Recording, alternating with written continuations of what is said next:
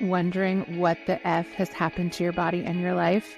You're in the right place, my friend. Welcome to Season 3 of Transforming 45, where we dive into the incredible stories of how brilliant humans are navigating the midlife squeeze with courage, passion, and a healthy dose of humor.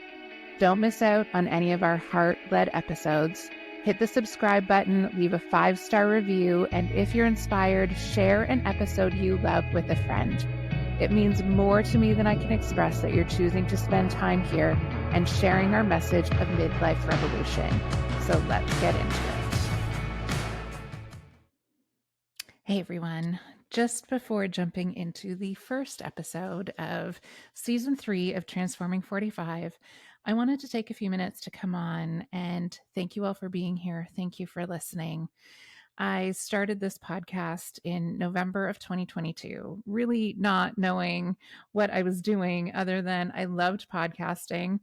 I loved listening to podcasts. It was a dream to have my own podcast. And I started off reaching out to people that I knew and inviting them to come and tell their stories.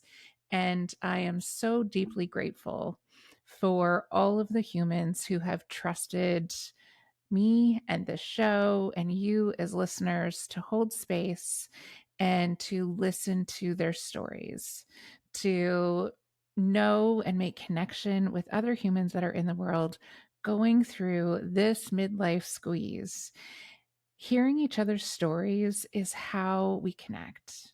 It's how we see each other. It's how we know that we are not alone in our experiences. Our stories are not the same, but there's so much connection and love and healing that comes from hearing stories where we see and feel ourselves. So I am in deep gratitude to all of the humans who shared their stories in Season 2. It was really exciting to reach out to some folk who I never thought would say yes to being on the show and yet did. And being able to have those conversations and share their stories with all of you has meant so much to me. And I am so excited about what I have in store for you in Season 3. This episode is so timely to the squeeze that I am feeling in my life, and I'm sure many of you are experiencing as well. And so I can't wait for you to hear this first episode. And there are so many incredible people lined up to tell you their stories, to continue to build this community. And I am just so grateful to everyone who listens, who likes. It really makes a big difference when you subscribe to the podcast. That makes sure that you never miss an episode and you get notifications when the new ones come out every Thursday. So if you haven't had an opportunity to, please subscribe. It really makes a difference to how this show grows and reaches new audience. When you hear an episode that you really connect with and you really love, please share it with a friend. That's also a really powerful way of growing our community and growing our audience. So thank you all for being here for this ride. And one more thing before I launch into Season 3, if you are listening to this episode prior to, mid-October of 2024, I have some exciting news, and that is Dr. Mary Claire Haver, who's one of the leading voices in the menopause movement, is coming to Canada for the first time in her professional capacity. And I am partnering with That Good, the Mastering Me series, to welcome her here to Canada. And it is going to be a really exciting and powerful event where we can come together in community to learn, to connect, to meet each other, and to support each other. It is happening October 20th at the One Toronto Hotel. And in the show notes, there will be a link where you can purchase tickets. If you have any questions, please reach out, send me a message. I'm really looking forward to this. I think it's going to be something really special. So without any further ado, welcome to Season 3 of Transforming 45.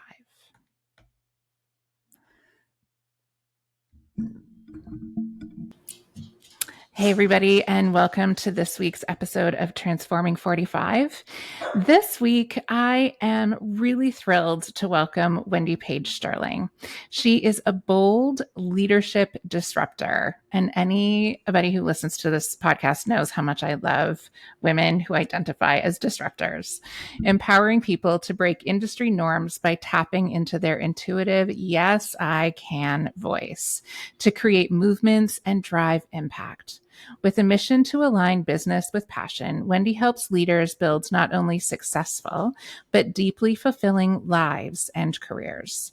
A sought after speaker and 2-time international bestselling author, Wendy's expertise has been featured on NBC, Good Day LA, and Daily Blast Live. She coaches ambitious disruptors to lead life with authenticity, push past limits, and embrace challenges that ignite their true potential. Wendy, I'm so glad you are here today. Welcome to the show.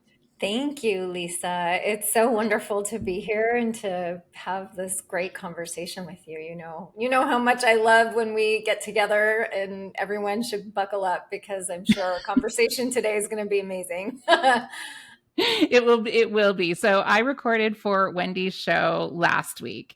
Yes. So for people who are listening, know that we have a little bit of a conversational history, which is really fun. And I also will make sure that the link to Wendy's podcast is in the show notes because it's a really great listen. And listen to our episode. You could do like a twofer, listen to this one and then go listen to the one of Wendy and I on her show. So, Exactly. Get a double um, dose. yeah, exactly. Okay, so Wendy, tell us, who are you and how did life introduce you to this version? Wow, such a good question. And who am I? I mean, I feel like I'm a constant evolution of Wendy, but one thing remains true since pretty much the day I was born, and that is that I have always been a disruptor. When I was a little girl, my nickname was Monkey. And it was because I was anything but what my parents expected their little daughter to be. I did not sit still, smile, and look pretty all the time. I was constantly moving around and, like full tomboy, climbing trees and riding bikes and, just getting myself dirty. But the part of that story and why it was so hard for my family was because I am the granddaughter of Holocaust survivors on two sides. And so when my family came to this country, it was all about fitting in. It was all about, being American and looking the part, even though we were from Europe. And so I was very quickly silenced as a little girl because I wasn't fitting into the norm of what my family saw America to be. And at the time when I was born, it was all about little girls sit pretty, they look pretty, they wear their dresses, they sit, they're polite, they nod, they say yes. And so I quickly went from being this little girl who was, completely and, unapologetically just herself to somebody who sought external validation and approval and became a very deep rooted people pleaser. And fast forward into, my marriage that ended about 8 years ago. I entered the dynamics of that marriage the same way, very much. I had to marry, I'm Jewish. It was either you marry a doctor or you marry a lawyer. My sister married the doctor, I married the lawyer. And so it was like boom, boom. I kept checking the boxes. And it was 8 years ago that literally the foundation of the 4 decades of my life before came crashing down around me. And that was when I discovered that my now ex husband was having an affair. And it was really in that moment that I got this massive, massive wake up call. And it was this nudge, call it a gut punch. But it was this voice inside of me that said, no more. Like, it is time for you to wake the F up. And in that moment, I literally felt like something inside of me got awakened, and it felt really freaking weird. And at the same time, it felt so me and a piece of me that I had forgotten. And so from that day forward, I really haven't stopped listening to that voice. And it's one that has been continuously fine tuned. And it's the voice of what I call is my intuition. And how I define my intuition is really my ability to tap into the word of God and God speaking through me and guiding me in my highest and best way.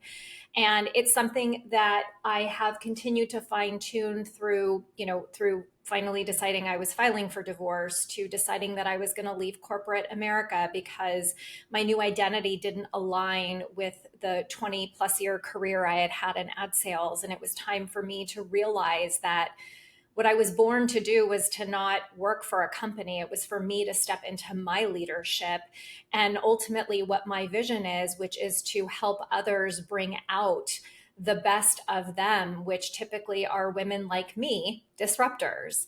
And what does that look like in different leadership roles, whether that's in corporate or whether that's in entrepreneurship?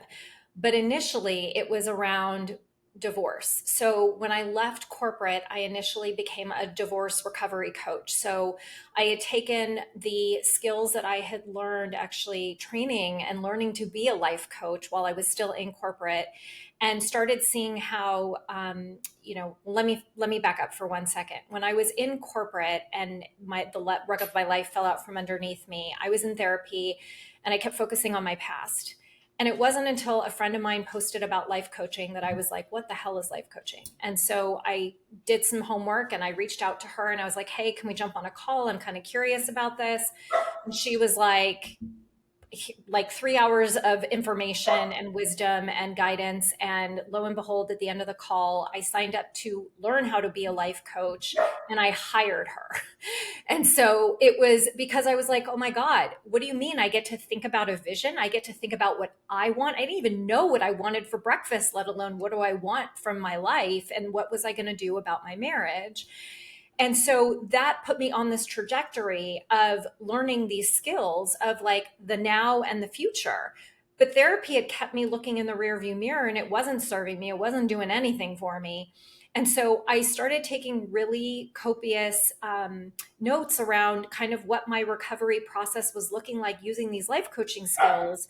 And it was really like literally in the course of like a week, I decided not only to end my marriage, but that I was also going to leave corporate and I was going to become a coach and I was going to help women like me because in a matter of 6 months, I had moved through more emotions around my divorce than I had the entire, year before working with a therapist. And now, granted, like I love therapy, like, but so different than what life coaching is all about. And so the two in tandem really supported me, but I could see results happening faster by working with a life coach. And so I created a 7-figure business in a very short period of time, helping other women to really stand in the power of what I called the D word of divorce, right? And really start seeing the power in how that enabled them to really step into who they were and to start living life for themselves instead of for their husbands or their families or other people. Fast forward, my mom was diagnosed with ovarian cancer, interestingly, the same day that I actually asked my ex husband for a divorce. And it was in that moment that I realized that the two people who were the rocks in my life were basically exiting in some capacity. And it was through my mother's journey with ovarian cancer and going through sort of the emotional roller coaster of divorce. Both were grief ridden.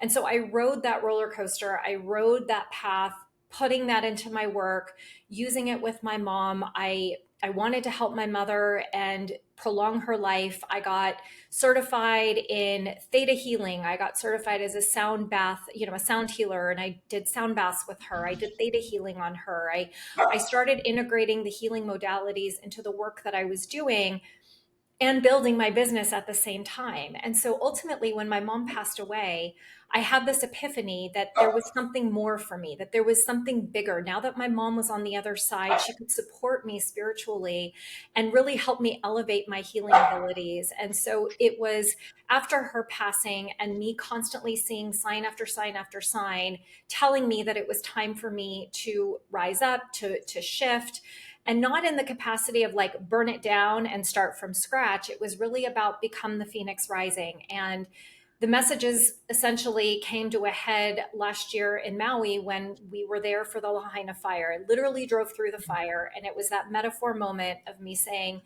okay, it is time. It is the phoenix rising. It is time. And I made that commitment, and I made a statement to my now partner, Jeff. And I just said, divorce rehab is done. Like, it is time for me to move on. It is time for me to help people and to support other women in creating businesses like I have from life transition moments, and allow that to really give them permission to step into their disruptor authentic self that they've been denying and really have been hiding. And so ultimately, that's how I was able to kind of, very long story of how I got to where I am today, and the work that I am privileged that I get to do and walk alongside my clients and helping them to navigate what their path looks like too. It's a really important story, and thank you for sharing it in its fullness. And you apparently are inspiring my spicy girl Lola, because she is constantly inserting herself in this conversation in ways that she rarely does anymore. So she wants to be part of this conversation, I would say, I think. I love it. Well, one Um, of my friends always says that, dog is God backwards, so that yes. dogs are beings of God. And so perhaps God is like, amen. She's my like amen moment, maybe. I don't know. Oh, yeah. That's what's coming through. Yeah, they are very drawn into this conversation. So I totally agree. And there are so many threads of your story that intersect with mine, that intersect with the community of people that listen to this podcast. And when you started and you were talking about how you were expected to be, right? What the Mhm. expectations were, and the manifestation of that deep rooted family trauma. Yes. I feel like my trauma experience is very different from yours. And I feel like there also is that is a place where we can find connection. Even though all of us are different and have had different experiences, that experience of trauma and how it informed all the relationships and how they intersect in our families, Mhm. I feel like I say this around menopause, and I think that it's all connected, but I really feel like that is the work of women of our generation Oh, is, 100%. yeah, is to shine the light on how all of those trauma relationships, how all of that experience formed who we were. And then that metaphor of the phoenix rising, I think, is so powerful. And it's so connected to everything you were saying about life coaching as well. And that it is that we don't deny what happened to us. Exactly. We We use, can't. yeah, we Exactly. use it Sorry. as fuel. We use it as fuel. Yeah, go ahead. No, that's 100% it. I mean, it's interesting because the more I've been thinking about this word, the less I'm starting to use it, which is the word transformation. And I'll tell you why. And it's because the word transformation implies that you're broken. Mm, And I don't believe that any of us are broken. I hmm. believe that relationships need to break in order for new foundations to be created. And it's not a forever state. And so, I used to use transformation as like my go-to word. Like, let's lean into your transformation. Like, let's thrive and transform. And it's not a transformation, it is an evolution. And to me, the word evolution incorporates all of who we were into who it is that we are becoming. And it is a constant evolution of becoming. You know, I I don't sit here, the timing of this podcast is dead on for more than just one reason. I mean, Hmm. yesterday would have been my 23-year wedding anniversary. And it was very interesting because I got a text from my best friend just like acknowledging the day. I know this day is always so hard for you, and I'm thinking of you, and loving, loving text to me. And it just kind of took me a second. Number one, I had forgotten. That's how far I've come. And number two, it highlighted like, oh yeah. And then I had this deep sense of gratitude. I could look back and go, I'm a failure. I can't believe I'm divorced. I can't believe I broke up my family. I can't believe blah, blah, blah. The list goes on, right? But instead, in that moment yesterday, and this is the evolution, right? I Mhm. had to incorporate the woman I was when I was married to my ex, who I gotta be honest with you, I didn't like her much either. She was a bitch half the time because she was resentful and angry and didn't know how to use her voice. And had she not existed, I would never be the outspoken, grounded, conversational, curious, beautiful woman that I am today. And so I actually reached out to my ex husband and I wrote him this, what I thought was a beautiful text message. I know I'm biased, but I had just said to him, I just said, I just want to acknowledge today and let you know how grateful I am for the pain that we've both committed to working through to have the relationship, the friendship, the co parenting that we're able to do together today. And I just want you to know that, right? I couldn't stand in my power of being that person today if I didn't go through what I went through, right? At no point in time am I looking at myself going, God, I'm so ashamed that I'm divorced. Oh, do I have to tell people I'm divorced? Or, like even talking about my mom, like these types of topics, and I know you and I've talked about this even on my podcast, like menopause is like the dirty word, like, ooh, it's the M word, divorce. Oh, it's the D word. Oh, let's not talk about this. And it's like, why do we give away our power? Like our power in trauma, our power in life experiences. We both have kids going to college. It's freaking hard. It's depressing. Mhm. I'm sad sometimes. Like, why do we not want to have these conversations? And it really is in these, it's really like transitional moments because of trauma that like we get to start having the conversation. Like I'm so tired of it being like this taboo thing because other people are uncomfortable having the conversation, right? Like I'll never forget, and I don't know if you experience this with menopause, but it's like anytime I would talk about divorce, it's like, oh, it's contagious. Careful, divorce might be contagious. Divorce is not contagious. Divorce opens, I can't tell you how many friends' marriages I saved going through my divorce because it opens up a door of conversation. Isn't that a beautiful thing? Isn't that great? So, why do we hide? Why do we have so much fear around having these conversations about our experiences? Because that's the common ground that we all get to evolve from, right? Coming back to this word evolution. Yeah, and I want to spend some more time with that word. And a friend of mine had created a post not too long ago that inspired a lot of me to think about a lot of the things that you are talking about. And, when people have fear and shame around things, and when you are the person who becomes the mirror, the way that shifts relationships, the way it you become so I'm accepting this about myself now, and like you, was not always a disruptor, like was a good girl in quotations, followed all the rules, did all the things. It wasn't until sort of like my late 30s that I started realizing I am a disruptor, and I always have been. One, I just didn't let myself step into it in my fullness, Right. in understanding that truth that lived within me. And so she had written this post, and that's what I responded about, was that when you are the person who becomes the mirror that triggers the fear and shame that everyone else feels, it it is one of two things, right? Like people either run or they are attracted. Right.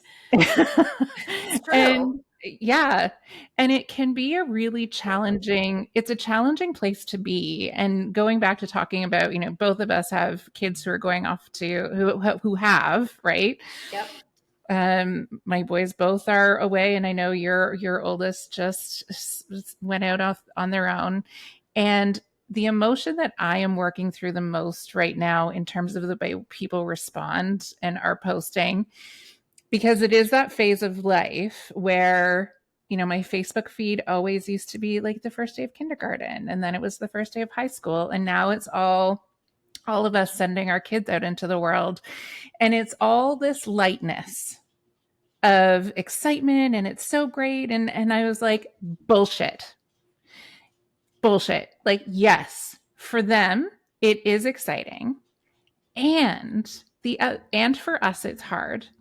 And the other thing that I am remembering is that even though I was excited when I went off to my first year, there was still grief and fear that I was experiencing.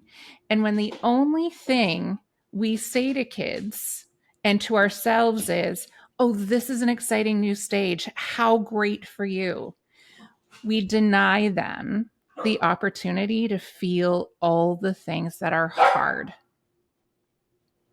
Yeah, I agree with you. And so I have this phrase, and I call it I call it the Facebook facade.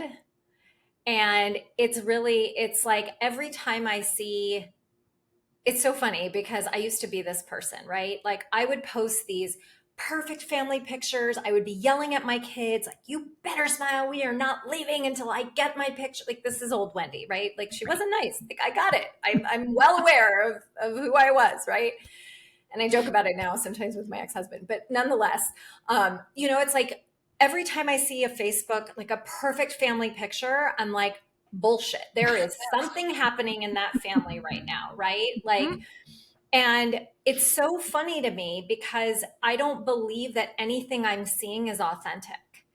And I am so conscious of when I choose to take a family picture because I'm not going to post something that, like, we're all not having a good time, right? Like, we went to Hawaii and we were all having the time of our life and we were all happy and smiling. So we took a picture on the sunset and I posted it because we were genuinely happy, right?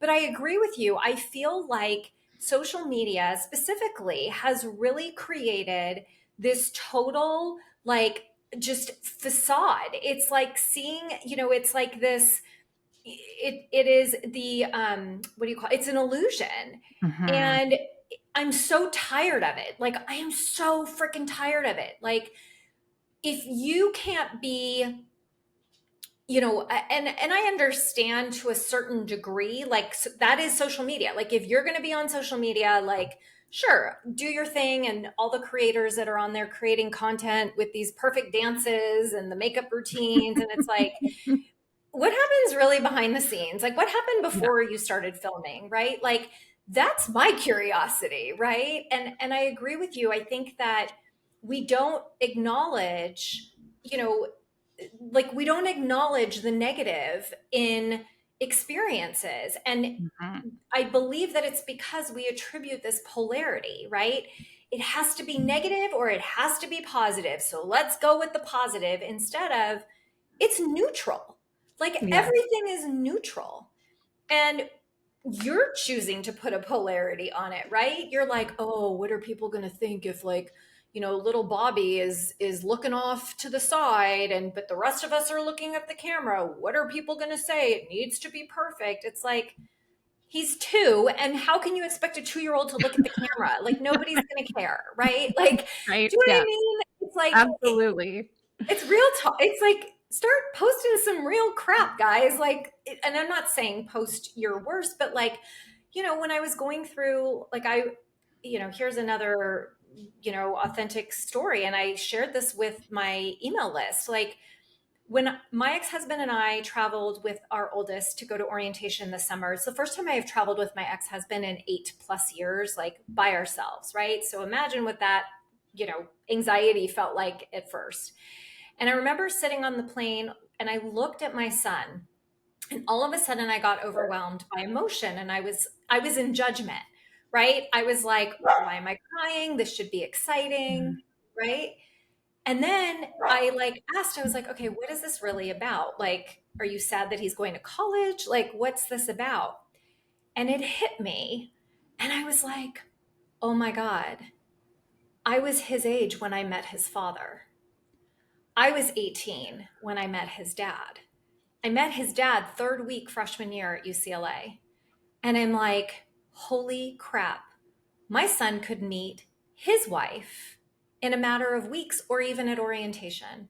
And I just had this full, like, full body experience and just this full circle moment. And I started crying. And my son looked at me and he is like, Mom, we're on an airplane. Like, what are you doing?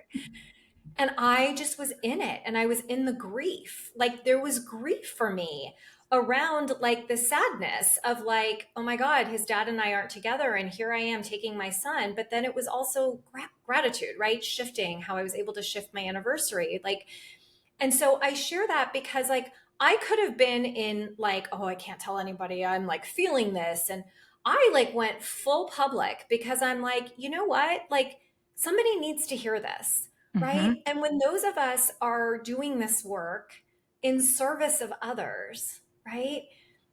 We're the ones being authentic. We're the ones disrupting conversations that are happening that honest to God, aren't they boring? Aren't you tired of joining other people's tables, guys? I don't know about you, but like I get bored. Yeah, And you know what I mean? And I it's not do. ADD, it's not ADHD. Like I'd like to start my own tables and start having conversations with people who, if you're uncomfortable, you can leave or you can stay and live through the discomfort and discover within you what it is that I'm triggering. I don't like that word, but like what it Hmm. is that's like stirring inside of you, Yes. right? Because Yeah. it is related, coming back to our trauma, it's related to a trauma you're experiencing that clearly you haven't healed. What would life be like if you went there? Yeah. That's what my table's for. Let's go there. Let's have that conversation. Let's heal, Yeah. right? Like in a safe place where you can open up. Because I can tell you, and I'm sure, Lisa, I mean, I know you have this experience. What is on the other side is far greater than the life and career that you have right now. I've seen it multiple times for myself, and I've seen it hundreds of times with my clients. Yeah. We don't give Absolutely. ourselves permission because it's like, oh, what are people going to think?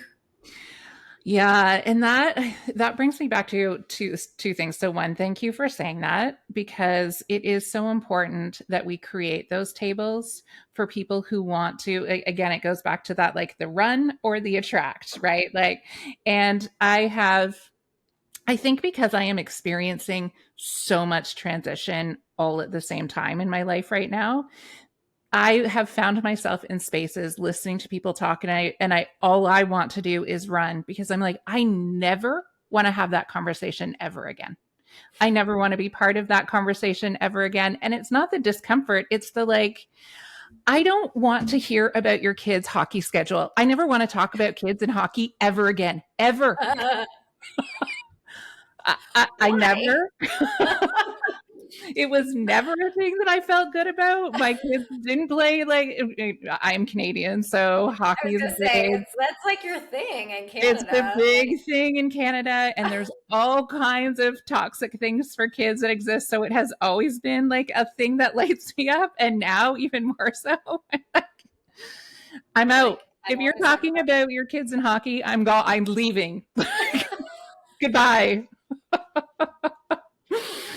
And oh, in some so funny. ways, it is like that sounds like, just surface and trivial, but in some ways it is becoming the foundation of how I am developing a new way of being and living in the world because I am being really conscious and making very conscious choices about where I live and who I want to be around and the conversations that I really want to be part of because it is now I am at that point in my evolution Yeah. where I am fully ready for something very different.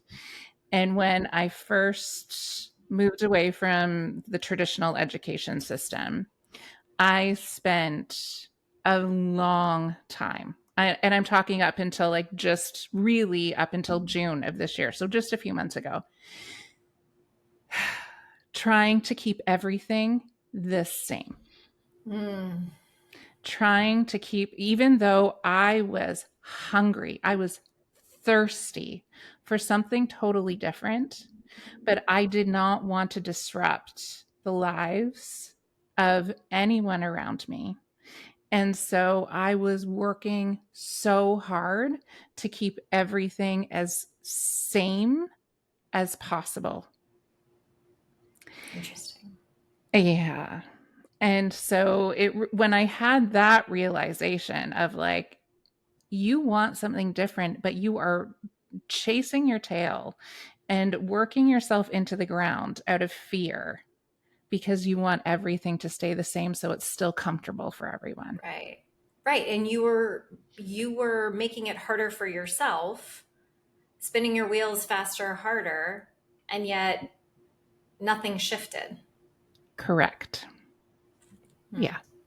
Hmm. Yeah, and I think that that's what a lot of us fall in the trap of, right? It's the autopilot of like, or you know, it's in the I don't know why we get so afraid to really truly admit what it is that we want, or really to step into and have these conversations with the people we love, or like the people that we respect, or that we feel close to. It's like, oh, the problem will just fix itself, or I'll adjust, or I won't want this eventually.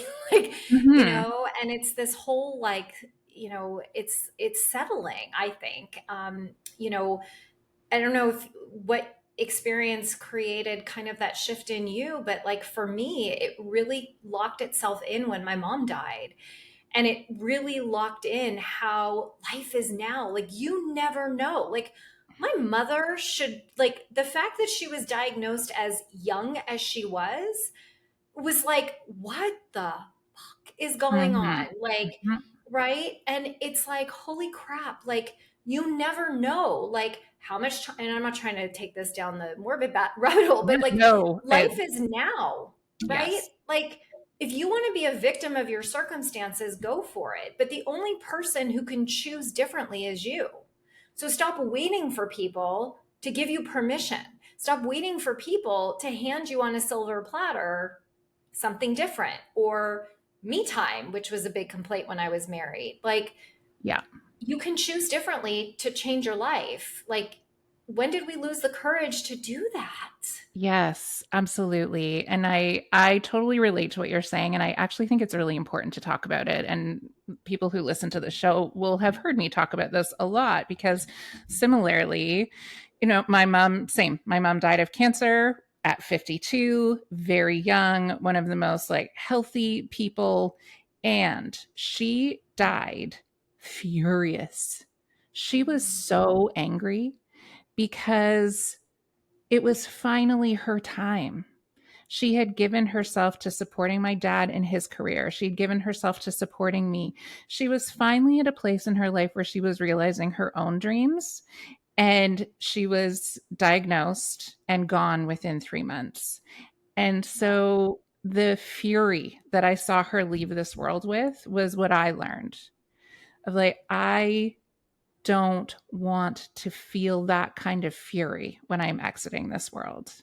Yeah. And it's interesting because in my my Chani Nicholas, my astro planner, it's talking about the Pluto return, and then it's closing a cycle that started in 2008. My mom died in 2007, and I have been feeling this it's like a 15 years of working through all of the things and having all of the experiences that I needed to have to get to this point where I'm really ready to step into what I really want for the rest of my life. And so there is really big, deep foundation rocking events that are happening in my life right now. And there is a time where I would have been afraid. And this is what takes me back to June. It was when we made the decision to sell our home. I'd been trying so hard to make sure that that didn't happen and that we stayed in this place. And this move that we are making is actually the thing that needed to happen. It's the physical representation of letting go. Yeah. And it's not easy, but it is that evolution because I am taking all of that experience, all of the relationships, all of the really hard things, all of the really beautiful things that have happened over those 15 years and taking a new breath. Mm. It's beautiful. And it aligns with the energy I know we were talking about before we hit record, right? Mhm. I very much feel, in a similar place in terms of, it's almost like the foundations that we've been counting on or that we have used as support can no longer sustain us based on where it is that we are headed. And so a lot of what I'm feeling in this particular month and the conversations that I'm even having with my clients right now is really being okay seeing this, accepting it, admitting it, acknowledging it, right? And deciding what it is that you want to create now, right? Seeing this as an opportunity for us to really have another, Phoenix rising moment, let's call it, right? Recognizing what no longer serves us, what didn't serve us, and what did, and carrying that piece forward, right? So for you, it may be a physical representation of your actual home, right? For other people, it could mean a shift in a relationship. For other people, Mhm. it could mean like I have a child that moved out and then another one who started high school today. Like we're in like new playing fields. Like I feel like I am Mhm. like things have shifted in my world. Like foundationally, things are shifting, right? My stepson moved out. Like it's been this whole just like what the hell is happening, right? Mhm. And Yeah. yet the way to ground is really back in what I'm hearing you say, which is really like trusting and surrendering to what it is that we are being guided to do and who to be as a result of that, and surrendering, like leaning in and knowing that it's time. Like things have kind of come full circle. Yeah, you just made me, or you didn't make me. You opened up space for me to think about something differently and in a way that I really needed to. And there's a little bit of healing that's starting to happen for me. So thank you. Oh, you're And it welcome. it is really around this evolution and moving away from feeling like if something didn't go the way it was written for us, that it's failure. Mm, Right. I today being the first day of school and all of the lead up, I would like be very honest and to all the educators who listen, this is my truth. Seeing all the posts makes me rage. It has caused me great fury. And listening to your words, it made me realize it's because I still see my choice to leave that system. I have been seeing it as a failure. And so watching everybody go back and keep doing the same thing and go back to school, it lights that up for me. And the evolution is realizing that it wasn't a failure. That place was never for me, and I always knew it. And yet the stories are so strong. And when we think about relationships and divorce, right, it's a very similar thing. It's hard to heal when you still have a failure story around that, and then you're watching families and relationships happen all around you, and it's lighting up that what I now know in our brains is called the habenula. It's lighting up the habenula with this failure response, which shuts down all motivation in our bodies. yep. Yeah. And it's so important to start reframing that just because your marriage story ended in divorce doesn't mean it was a failure. It was an experience. We are all humans having all kinds of experiences in this very weird and wonderful earth school that we are part of. And the more we can evolve to just looking at that neutrally of like, this is the experience I'm having. It's what's led me to the next thing. And the person who I was in relationship with also, like that text that you were able to write was so beautiful because it was an expression of that, of I recognize you and your humanity and what you were experiencing and what I was experiencing. And we needed to let that go so that we can be who we are now. Yeah, I mean, for so long in the beginning, I thought I failed. I didn't work hard enough. I didn't show up who I was supposed to be, right? Like, no one in my family's divorced. I'm the first one who's divorced, and like, why me? And victim, victim, victim, right? And my marriage failed, and I'm okay with that now. But it took me a really long time to separate out me from my marriage and seeing it as a failure and redefining what failure means to me. Because to me, what a failure means is it taught me what not to do next time, Mm-hmm. right? So, all the things that contributed to my marriage failing, it was like, okay, light bulb, how not to show up, right? Like, or in Yeah. reframing it instead of the like not, reframing it in like what it is that I want, who it is that I get to be, how it is that I get to use my voice.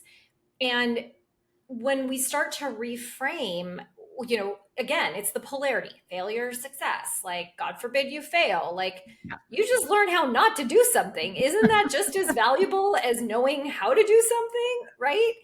Absolutely. It shifts everything. And I'm so glad that you had this epiphany, because even that, like, it's those little shifts, those little mindset shifts make such an impact. And I call it, like I say, it has like this ripple effect, because you don't, I'm curious for us to stay in conversation about this, clearly off the podcast, and connect, continue to connect offline, right? Yeah. But I'm curious to hear how that's going to play out in your marriage, in your relationship with your kids, in your business, because I guarantee you that there's been some energy rippling in these Mm-hmm. other areas that either you've been unconscious of, or maybe in some you've been conscious of, right? Maybe it's transmuted into bitterness and resentment in other places, right? Like, who knows?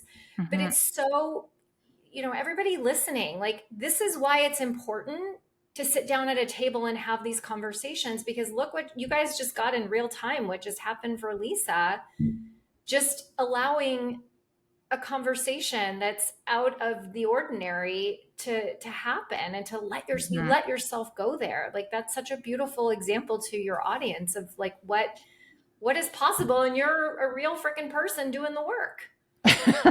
Yeah. Aren't And we that's all? exactly. And that is, we are all doing the work, whether you're a coach or a therapist or a leader or a mentor.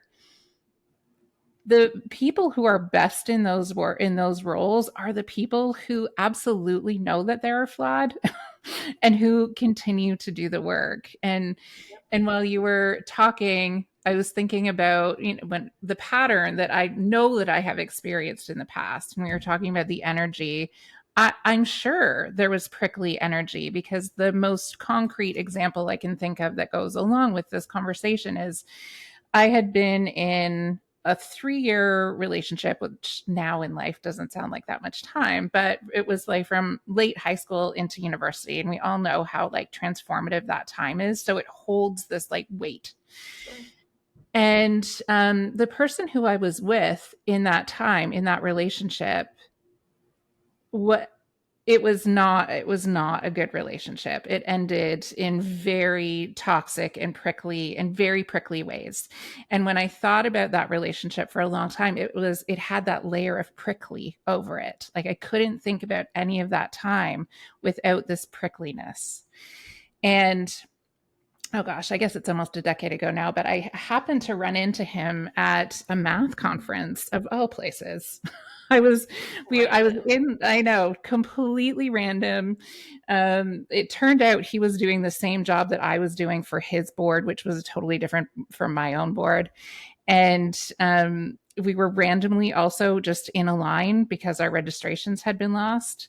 And I turned around and he was in front of me and he turned from the counter and it was like being hit by a wave. Like it was a physical experience. And he looked at me and he was like, hi. And I sort of had the same sort of response. And, we had small talk for a little bit. And then he sort of stopped and I could see he was getting teary. And he said, I said to myself that if I ever ran into you, that I would apologize for the way that I treated you because I know that it wasn't right.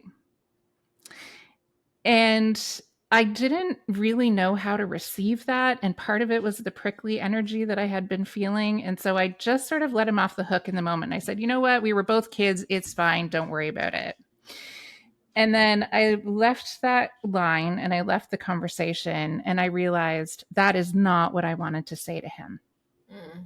at You all. deflected the apology. Exactly. So I found him and I said, "Hey, can we talk for a few minutes?" And we sat down and I said that to him. I said, I let you off the hook and I deflected that apology and that's not actually how I wanted to respond. What I wanted to say was, "Thank you because you through that relationship taught me what I would never accept from anyone ever again." And I found myself in a really beautiful partnership. And so thank you for that experience. And the prickliness from that experience is now gone. And I can look back on the time and there are still, events that happen where I'm like, ooh, God, Lisa, why didn't you pay attention to that red flag? And I also can experience and reflect on the times that were good. And it's not all prickly and that has all dissolved. And so that is the evolution. Yeah. Oh, Right? that's what a beautiful story.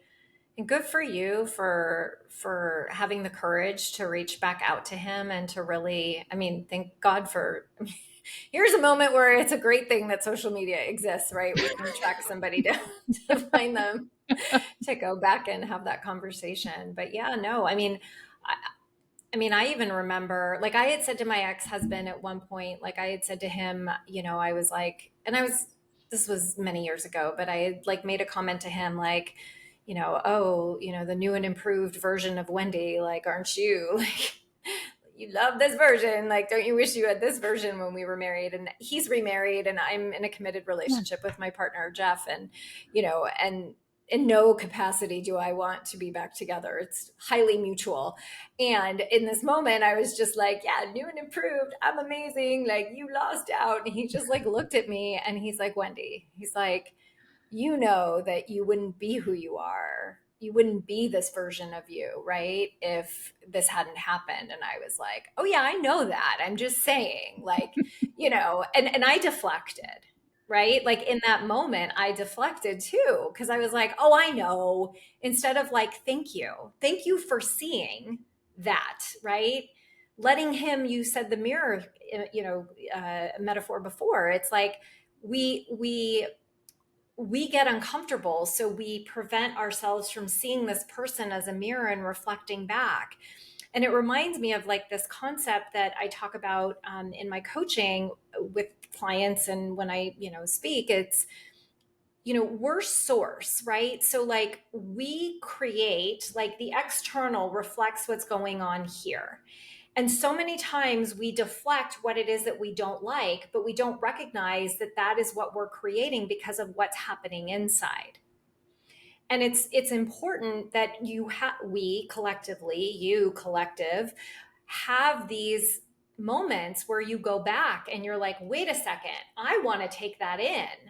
I don't want to deflect. Like, I'm going to source, like, I sourced that, right? Like, you sourced that apology. You sourced him, because in that moment, it was really about you recognizing and having gratitude for your current partnership, right? For the life that you had, right? Coming full circle to our conversation, it's like you wouldn't be who you are. You wouldn't have the relationship that you have today if it weren't for this person.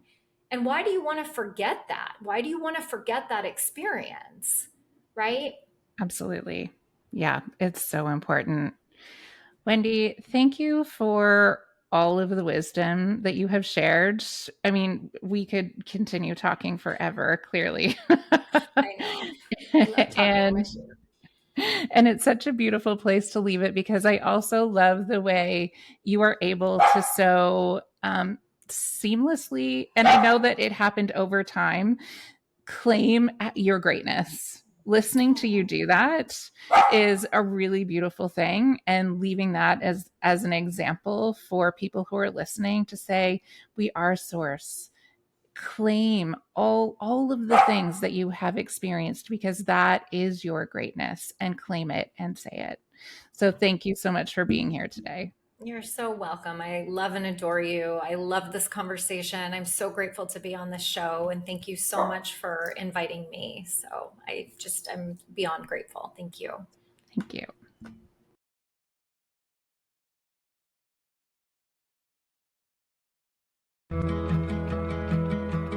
Thank you for being part of the Transforming 45 community. Your support means the world to us. Stay tuned for more juicy episodes, and remember to keep showing up to your life with the love and magic you deserve. Until next time.